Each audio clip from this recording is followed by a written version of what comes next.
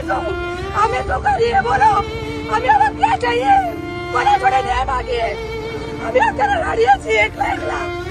કોને કહીએ અમારી? સાહેબ, આજે અમારી બેનની આંખમાં આંસુ આવી ગયા. આંસુ તમે જુઓ, આ જે છે આ વેદના છે અંદરથી કે આટલી મહેનત કરવા છતાં પણ આંખમાં આંસુ લાવવા પડે છે. અને આ બેરોજગારીનું એક સ્વરૂપ છે કે ભાજપ સરકાર તમારાથી જો આ બહેનોને રોજગારી ના અપાતી હોય તો એક ઢાંકડીમાં પાણી લઈ અને જતા રહો અહીંયાથી.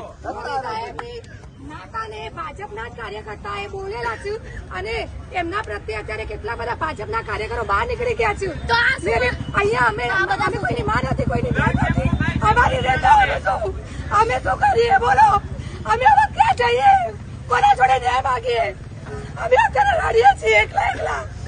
કોને કહીએ અમારી વેદના? ના, પણ તમારી વેદના 2027 ચૂંટણીમાં બતાવવાની. આપણા જેવા 1 લાખ ઉમેદવાર છે.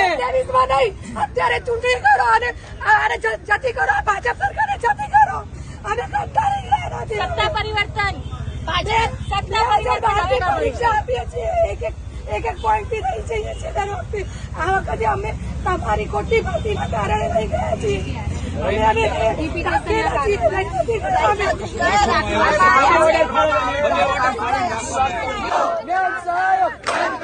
શિક્ષા કોની?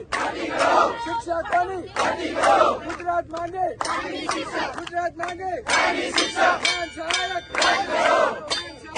સહાયક.